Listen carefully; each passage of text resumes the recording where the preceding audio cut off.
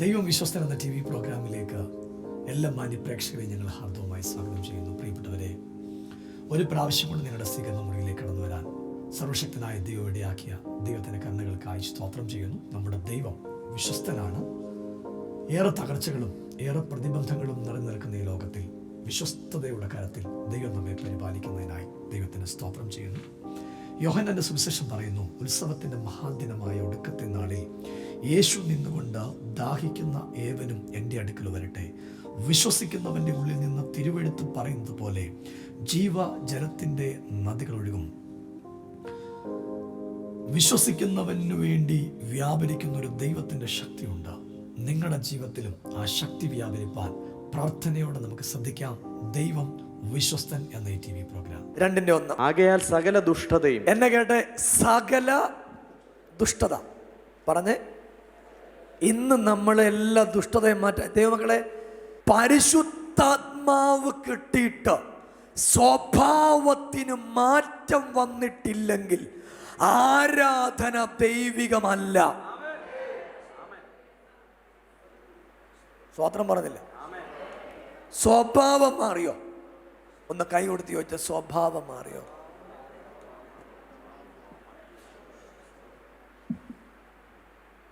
എന്താ പറഞ്ഞു?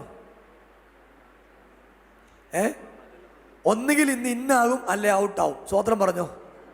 ഇത് രണ്ടിലും ഏതിലും നടക്കും. ഒന്നുകിൽ ഇന്നാവും അല്ലെ ഔട്ടാവും. സ്വഭാവം മാറണം. എന്തോ മാറണം?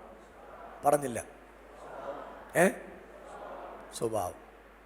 ആകയാൽ സകല ദുഷ്ടതയും. ഒരു നിമിഷം കേട്ടെ, ആരെങ്കിലും തകർന്നു കാണാൻ നീ ആഗ്രഹിക്കുന്നുണ്ട്, നിന്റെ മനസ്സ് ദുഷ്ടമനസ്സാ. എന്റെ ഒരു ചോദ്യമുണ്ട്, ആരെങ്കിലും നശിക്കണമെന്ന് പ്രാർത്ഥിക്കുന്നുണ്ടെങ്കിൽ നിന്റെ മനസ്സ് ദുഷ്ടമനസ്സാ.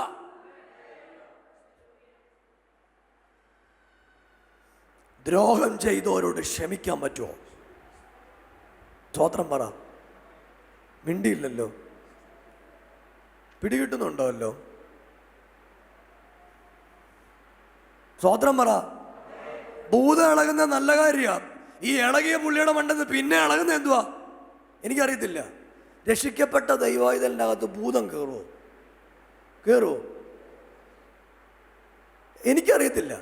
രക്ഷിക്കപ്പെട്ട് സ്നാനപ്പെട്ട് ദൈവകൃപയെ ജീവിക്കുന്ന ദൈവവൈതലിൻ്റെ അകത്ത് ഭൂതം കയറത്തില്ല.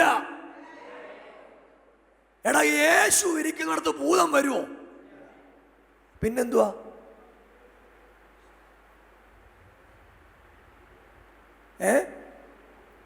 മിണ്ടുന്നില്ലല്ലോ. നമ്മൾ സേവിക്കുന്ന ജീവനുള്ള ദൈവത്തെയാ.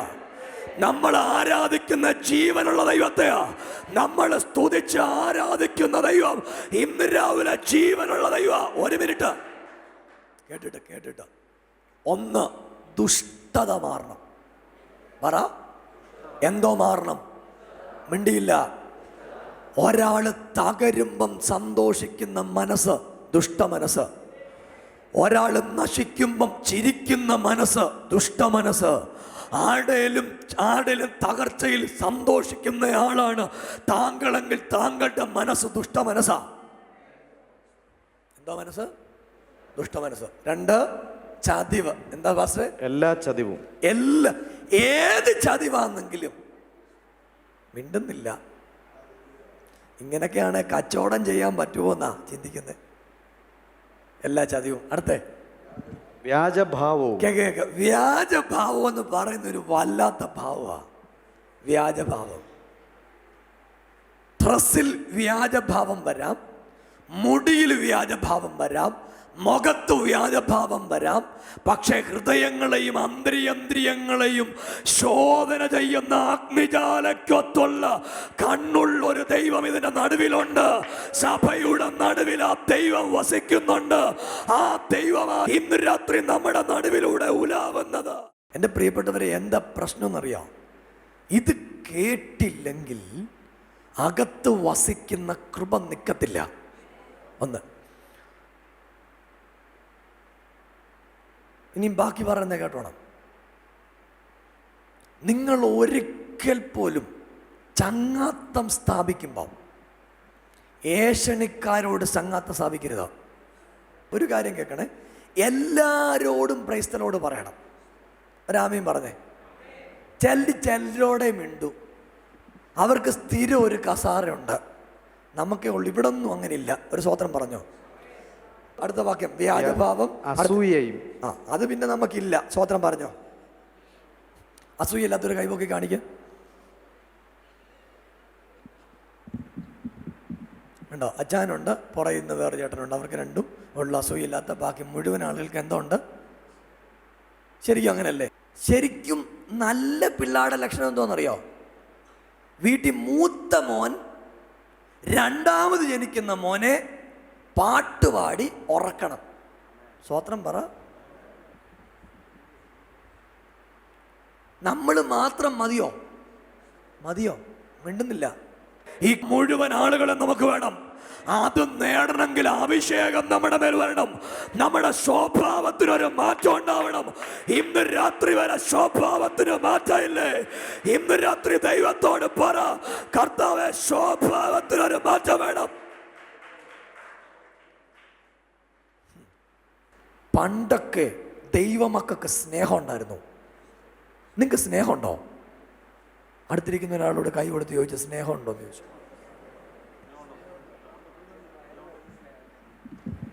എന്തോ പറഞ്ഞു? ഉണ്ടെന്ന് പറഞ്ഞു, ഇല്ലെന്ന് പറഞ്ഞോ?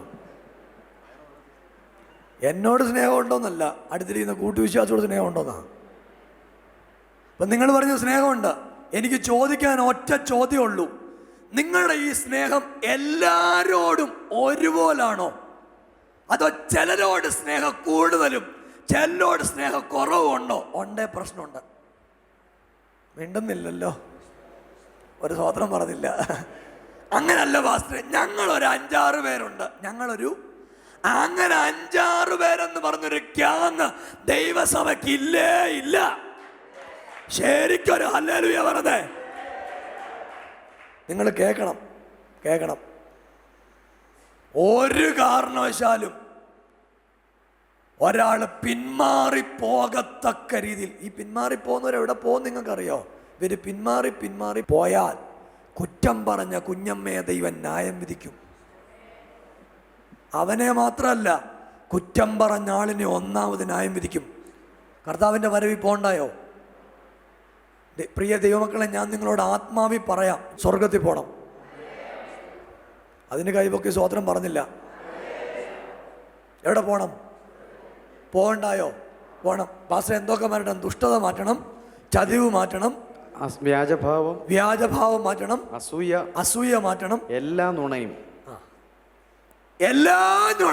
ഒരു സ്വോത്രം പറഞ്ഞേ. ഈ ഞൊണയ്ക്കൊരു പ്രത്യേകതയുണ്ട്. ഞൊണ പെട്ടെന്ന് പടർന്ന് പിടിക്കും. സത്യം പതുക്കെ വരത്തുള്ളൂ. സത്യം എങ്ങനെ വരത്തുള്ളൂ? അങ്ങനെ സത്യമല്ലേ? നല്ല കാര്യങ്ങൾ അറിയാൻ കുറച്ച് സമയം വൈകും, സത്യമൊക്കെ അറിഞ്ഞു വരാൻ കുറച്ച് വൈകും. അതുകൊണ്ട് എല്ലാ നുണയും നിർത്തിയേക്കണം. ഇതിനകത്തിരിക്കുന്ന ആളുകൾ അങ്ങനെ, ഇത് ഇതിനകത്തിരിക്കുന്നവർക്ക് വേണ്ടിയുള്ള ദൂതാ. നമ്മൾ ഇന്ന് ഇത്രയും മാറ്റും. അസൂയ മാറ്റും. എന്തോ മാറ്റും? ഞൊണ മാറ്റും. ദയവ് ചെയ്ത് ഞൊണ പറയല് കേട്ടോ. ഒന്ന് കൈ കൊടുത്ത് പറ, നുണ പറയരുത്. ചിരിച്ചുകൊണ്ട് കൈ കൊടുത്ത് പറ. അവർ തന്നെ പേടിച്ചു പോകും. എന്തോ പറയരുത്? ഞൊണ പറയരുത്. പ്രിയരെ, വചനം കേൾക്കുമ്പോൾ കുത്തുകൊള്ളണം. കൈയടിച്ച മാത്രം പോരാ, കുത്തുകൊള്ളണം. മനസ്സിൽ കുത്തുകൊണ്ട മാനസാന്തരപ്പെടണം.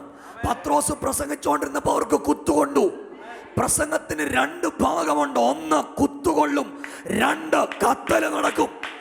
കുത്തുകൊണ്ടിട്ട് കത്തല് വെളിപ്പെടണ്ടേ? കുത്തുകൊണ്ടിട്ട് കത്തല് വെളിപ്പെട്ടാലേ ആ കത്തല് നിലനിൽക്കത്തുള്ളൂ. ഒന്ന് കൈയർത്തി ആമേൻ പറഞ്ഞേ. അപ്പൊ എന്തൊക്കെ കൊള്ളണം? കുത്തുകൊള്ളണം. ഞാൻ നിങ്ങളോട് പറയുന്നു, ദൈവസഭ ശുദ്ധീകരിക്കപ്പെടണം. എനിക്ക് ഒറ്റ ചോദ്യം കൂടെ. യേശുവിൻ്റെ കൂടെ നടന്ന യൂദ മാനസാന്തരപ്പെട്ടോ? ഇല്ല.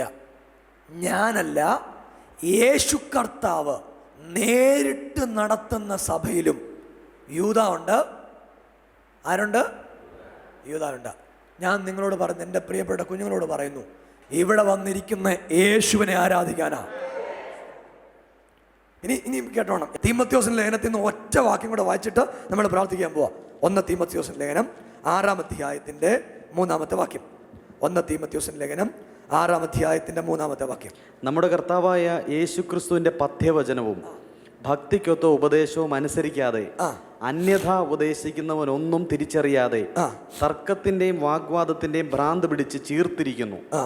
അവയാൽ അസൂയ, ഷണ്ഡ, ദൂഷണം, ദുസ്സംശയം, ദുർബുദ്ധി, സത്യത്യാഗികളുമായ മനുഷ്യരുടെ വ്യർത്ഥവാദം എന്നിവ ഉളവാകുന്നു. അടുത്ത വാക്ക്, അവർ ദൈവഭക്തി ആദായ സൂത്രം എന്ന് വിചാരിക്കുന്നു. അലംഭാവത്തോടു കൂടിയ ദൈവഭക്തി വലുതായ ആദായമാകുന്നു. ഇഹലോകത്തിലേക്ക് നാം ഒന്നും കൊണ്ടുവന്നിട്ടില്ല, ഇവിടെ നിന്ന് യാതൊന്നും കൊണ്ടുപോകാൻ കഴിയുന്നതുമല്ല. ഇത്രയും കേട്ടോണം. ഇവിടോട്ട് നമ്മളൊന്നും കൊണ്ടുവന്നിട്ടില്ല, ഇവിടുന്നൊന്നും കൊണ്ടുപോകത്തില്ല. ഒന്ന് കൈ ഉയർത്തി ആമീൻ പറയാൻ പറ്റുമോ? പറ്റുമെങ്കിൽ ഒന്ന് ആത്മാവി സ്തോത്രം ചെയ്തോ. ഇവിടുന്ന് നമുക്കൊന്നും കൊണ്ടുപോകാൻ പറ്റത്തില്ല. നമ്മൾ ഇവിടോട്ടൊന്നും കൊണ്ടുവന്നിട്ടുമില്ല. ഇവിടുന്ന് എന്തേലും കൊണ്ടുപോകാൻ പറ്റുമെന്ന് ഹൃദയത്തിൽ വിചാരിക്കുന്നുണ്ടെങ്കിൽ പരിശുദ്ധാത്മാവിൽ നീ നേടിയ ആത്മാക്കളല്ലാതെ മറ്റൊന്നും നിനക്ക് ഇവിടുന്ന് കൊണ്ടുപോകാൻ പറ്റത്തില്ല. അതുകൊണ്ട് വല്ല ചാതിലും രക്ഷപ്പെടേണ്ടതിന് എന്നെ ശ്രദ്ധിച്ച് കേൾക്കണം, എൻ്റെ പ്രിയപ്പെട്ടവരാ. നമ്മുടെ കർത്താവ് വരാൻ സമയമായി. നമ്മുടെ കർത്താവ് വരും. കർത്താവ് വരുന്നതിൻ്റെ അടയാളാണ് ഇവിടെ നടന്നുകൊണ്ടിരിക്കുന്ന സംഭവങ്ങൾ. കർത്താവ് ഇന്ന് രാവിലെ ആഗ്രഹിക്കുക, അകത്തുനിന്ന് രൂപാന്തരം ഉണ്ടാവാ.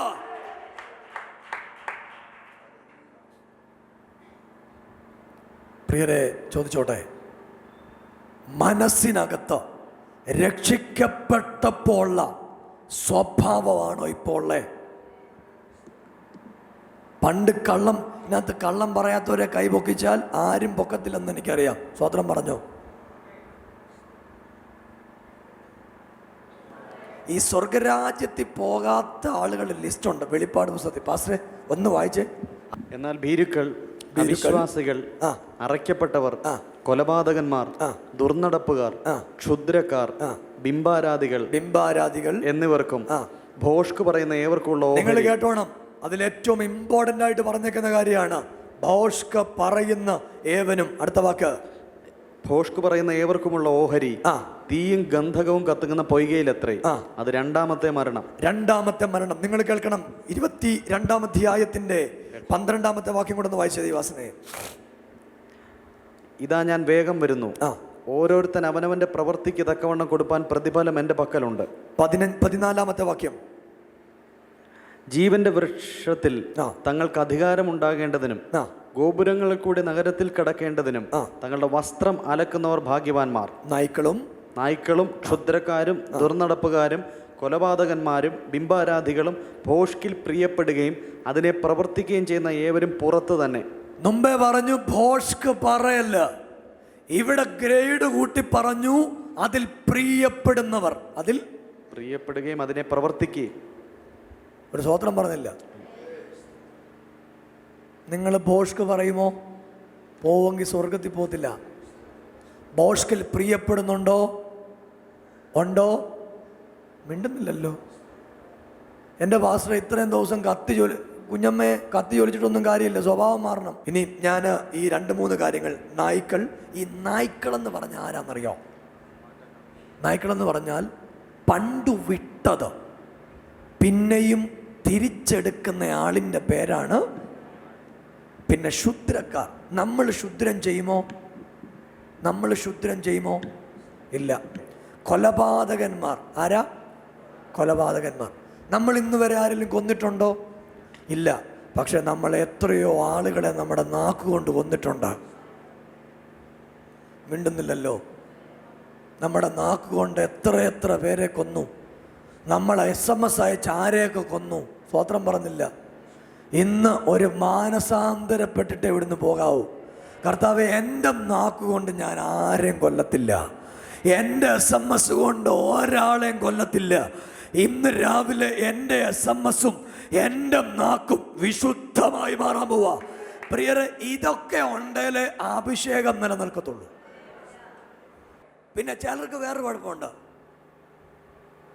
അവരുടെ ഗ്യാങ്ങിലുള്ള ആരേലും കൈയടിച്ചാലേ അവർ കൈയടിക്കത്തുള്ളൂ. നിന്റെ മേ പിശാചും പിശാചിന്റെ വല്യപ്പച്ചനും ഉണ്ട്. സ്വോത്രം പറ. നിന്റെ അകത്തൊരു പ്രചോദനം വന്ന കൈയടിച്ചു സ്വോത്രം പറഞ്ഞോണം. ആര് കൈയടിച്ചാലും ഇല്ലാലും നീ കൈയടിച്ചു ദൈവത്തിന് സ്വോത്രം ചെയ്തോണം. ആരാധിച്ചാലും ഇല്ലാലും നീ ദൈവത്തെ ആരാധിച്ചോണം.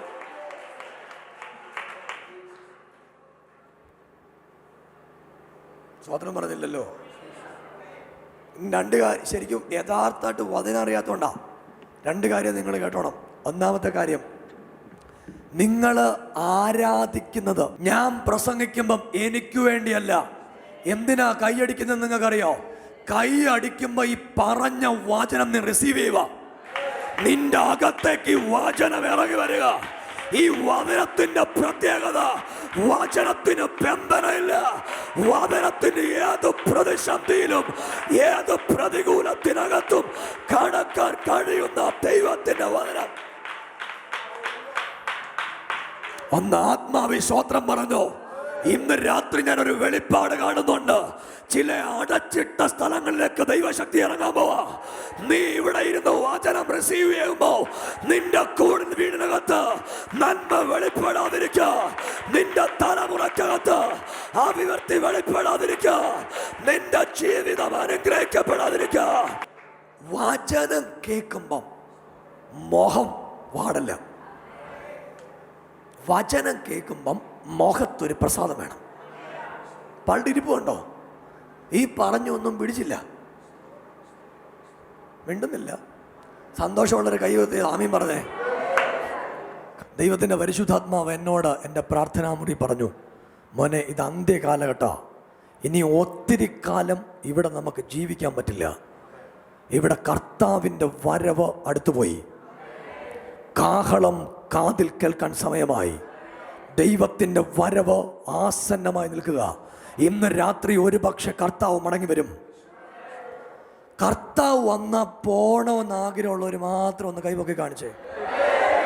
വീട് കിട്ടുമെന്നുവല്ലോ ഞാനിപ്പോ പറഞ്ഞെങ്കിൽ എന്നോ ഹല്ലേലൂയായിരിക്കും. സ്വർഗത്തിൽ നിങ്ങൾക്ക് വീട് കിട്ടുമെന്നാ ഞാനിപ്പോ പറഞ്ഞേ.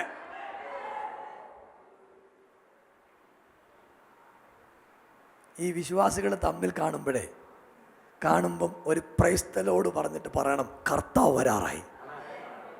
ഒന്ന് കൈ കൊടുത്ത് പറഞ്ഞ ഒരു പ്രൈസ്തലോട് പറഞ്ഞിട്ട് ഒന്ന് പറഞ്ഞ കർത്താവ് വരാറായി എന്ന് പറഞ്ഞു. നിങ്ങൾ വചനം കേൾക്കണം, വചനം വായിക്കണം, വചനത്തിനകത്ത് നിലനിൽക്കണം. വേറെ ഒന്നും കിട്ടിയില്ലേലും വചനത്തിൽ നിലനിൽക്കണം. വചനം നിങ്ങളുടെ അകത്ത് കത്തണം. വചനം ഉള്ളവനെ മറിക്കാൻ ആർക്കും പറ്റത്തില്ല. വചനമുള്ളവൻ മറിയത്തില്ല. വാദനമുള്ളവന്റെ വീട് മറിയത്തില്ല. വാദനമുള്ളവന്റെ തലമുറ മറിയത്തില്ല.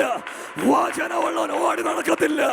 അകത്തു വചനം വസിക്കുന്നവൻ, അകത്തു വചനം വസിക്കുന്നവൻ, അകത്തു വചനം വസിക്കുന്നവൻ. പ്രിയരെ, അതുകൊണ്ട് ഡെയിലി എല്ലാ ദിവസവും ഒരധ്യായം ബൈബിൾ വായിക്കണം. ഈ ഉപവാസ പ്രാർത്ഥനയിൽ ചിട്ടയായിട്ട് ഒരു ജീവിതം നിങ്ങളുടെ മരണം വരെ നയിക്കണം. ഒന്നാമത്തെ തീരുമാനം, എല്ലാ ദിവസവും ഒരു 15 മിനിറ്റ് പ്രാർത്ഥിക്കണം. രാവിലെ എഴുന്നേറ്റ് ഒരു അധ്യായം ബൈബിൾ വായിക്കണം. എന്നിട്ട് പ്രാർത്ഥിച്ചു വേണം മുന്നോട്ട് തുടരാൻ. നിങ്ങളുടെ ജീവിതത്തിനകത്ത് എല്ലാ ദുഷ്ടതയും, എല്ലാ ചതിവും, എല്ലാ ഞുണയും, എല്ലാ വ്യാജഭാവവും മാറ്റി ഇപ്പോൾ ജനിച്ച ശിശുക്കളെ പോലെ എല്ലാ കണ്ണും നടച്ചേ ഒന്ന് പ്രാർത്ഥിച്ച, ദൈവമേ ഒരു മാറ്റത്തിന് വേണ്ടി എന്നെ ഞാൻ സമർപ്പിക്കുക. എല്ലാവരും ഒന്ന് പറഞ്ഞേ, കർത്താവേ എൻ്റെ ജീവിതം മാറാൻ. ഞാൻ പറഞ്ഞു, നമ്മളിവിടെ വന്ന വേറെ ഒന്നിനുമല്ല, നമ്മളിവിടെ വന്ന ദൈവത്തിന് വേണ്ടി നിൽക്കാനാ.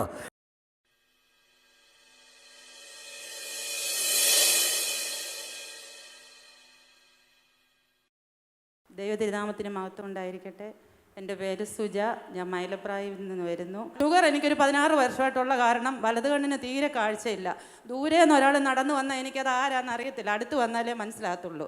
അതുപോലെ ബൈബിള് വായിക്കാൻ പറ്റത്തില്ല, രാവിലെ പേപ്പർ വായിക്കാൻ പറ്റത്തില്ല. എനിക്ക് ഭയങ്കര സങ്കടമായിരുന്നു അന്നേരം. അന്ന് ഞാൻ പോയി കണ്ണാടി വെച്ചു കഴിഞ്ഞ് വെക്കുമ്പോഴും എനിക്കൊരു മൂടലായിരുന്നു, കാണത്തില്ല ശരിക്ക്. അപ്പം ഡോക്ടറെ, ഞങ്ങളുടെ അവിടെ ഒരു കണ്ണിൻ്റെ ക്യാമ്പ് വന്നു, അവിടെ പോയി ഞാൻ കാണിച്ചപ്പം അവിടുത്തെ ഡോക്ടർ പറഞ്ഞു മരുന്നൊഴിച്ച് കണ്ണ് വികസിപ്പിച്ച് ടെസ്റ്റ് ചെയ്തിട്ട് നോക്കിയിട്ട് പറയാം. ഞാൻ അങ്ങനെ പത്തനംതിട്ട ആശുപത്രി ചെന്നു. അവരെൻ്റെ കണ്ണ് ടെസ്റ്റ് ചെയ്തിട്ട് മരുന്നൊഴിച്ച് നോക്കിയിട്ട് പറഞ്ഞു കണ്ണിൻ്റെ ലെൻസ് മാറ്റി വെക്കണം, ഓപ്പറേഷൻ ചെയ്തേ പറ്റത്തുള്ളെന്ന് പറഞ്ഞു. പാസ്റ്ററെ കയറി കണ്ടപ്പം പാസ്റ്റർ പറഞ്ഞു പ്രാർത്ഥിച്ചാൽ മതി, മാറും, വിശ്വസിച്ചാൽ മതി, എന്നും ആരാധന ഉപേക്ഷിക്കല്ല, എന്നും ഇവിടെ ആരാധനയ്ക്ക് വരണമെന്ന് പറഞ്ഞു. ഇപ്പം ഞങ്ങൾ അന്ന് തൊട്ട് ആ ജനുവരിയിലെ 2ാമത്തെ ആഴ്ച തന്നെ അച്ഛൻ ഞങ്ങളുടെ കൂടെ വന്നു.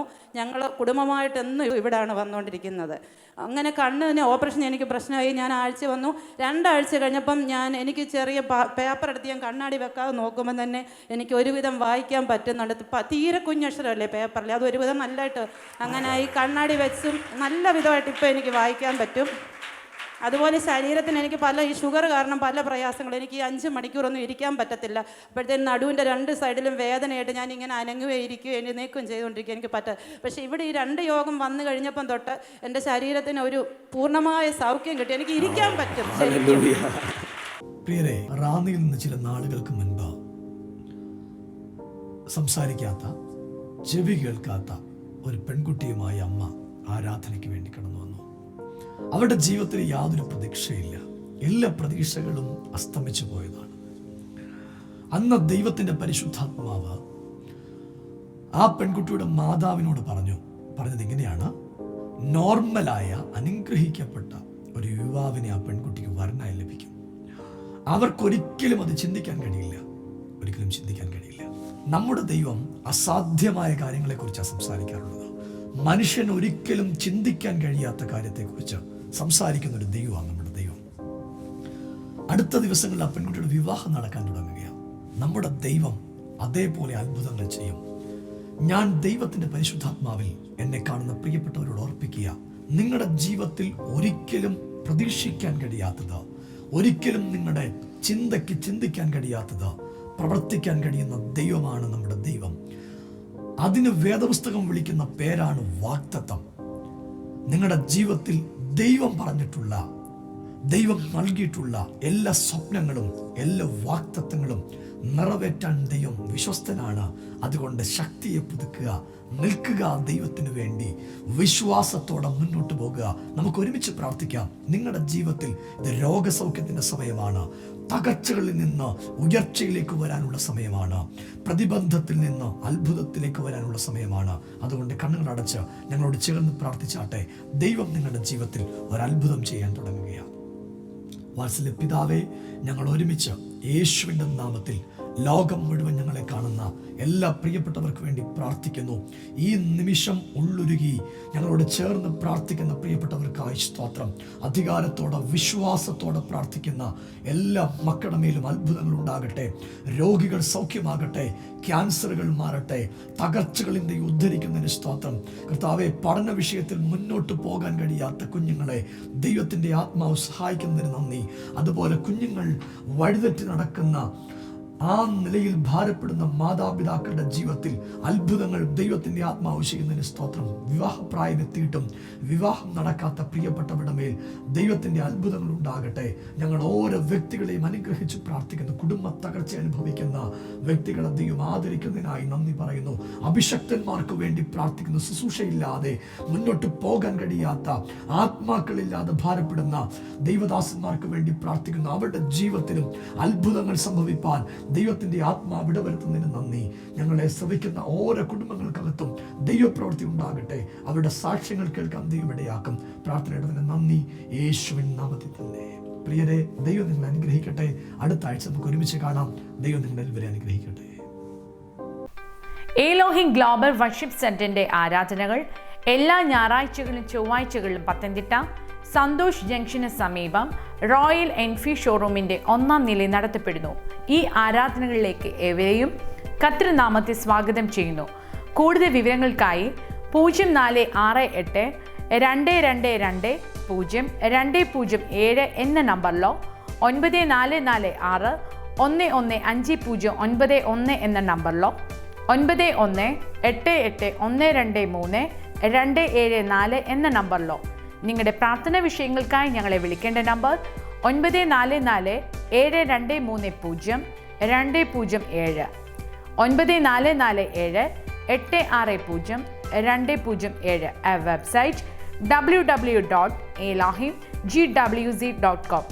ഈ പ്രോഗ്രാം സ്പോൺസർ ചെയ്യുവാൻ ആഗ്രഹിക്കുന്നവർ ഞങ്ങളെ വിളിക്കേണ്ട number 9446 115091 9526 190 account number Elohim international charitable trust federal bank Pathanamthitta. Account number 100100269961. IFSC code FDRL 0001039. Binu CB federal bank Pathanamthitta. Account number 103010020245551. IFSC code FDRL 0001039.